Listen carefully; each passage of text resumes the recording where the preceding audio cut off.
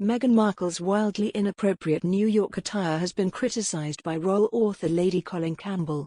Meghan Markle, 40, has stepped out during her time in New York wearing a variety of different winter jackets the past week, despite temperatures reaching a humid 28 degrees.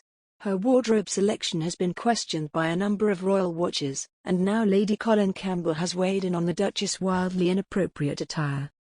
Lady Colin spoke on the subject in her latest YouTube video, as the aristocrat wrapped a fur blanket around herself and sarcastically said, "It's summer and everybody knows in summer you need to either wear fur coats or winter coats. You don't need to take my word for it. You can ask that ridiculous Duchess of Sussex." The royal author then removed the fur blanket and continued, "It is wildly inappropriate, even in England on a summer's day and definitely in New York on a summer's day. Of course I don't suppose Meghan has ever really lived in New York. I mean I have the benefit of having been to school in New York, but I don't think Meghan has ever lived in New York. So maybe she didn't realize in New York when it is 80 degrees. Summer clothes." Meghan appeared to have forgotten to check the weather forecast before her trip to New York, as yesterday she stepped out in a fourth unseasonably warm coat in 73°F, 25°C, heat in New York. The Duchess of Sussex joined her husband Prince Harry at the United Nations to meet with UN Secretary-General Antonio Guterres as they kicked off the last day of their New York City tour, which culminated in their appearance at Global Citizen Live.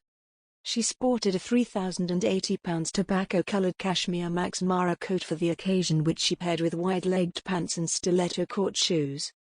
The royal kept her hair swept back into a smooth bun, while Harry sported a classic black suit despite the New York humidity.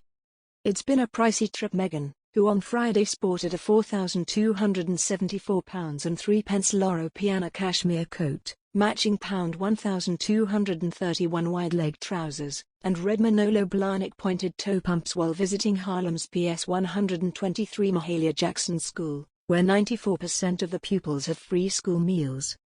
On Thursday, she left the Carlisle Hotel and headed to 50 United Nations Plaza dressed in another Max Mara coat, which she wore open but layered over a long-sleeve black turtleneck top.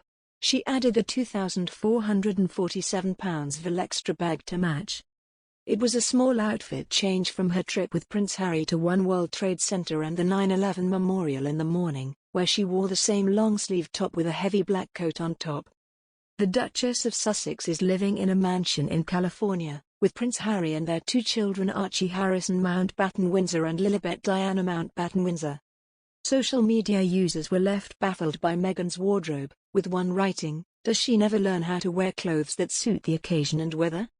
It's a hot and humid day in New York and she is wearing a high collar and coat."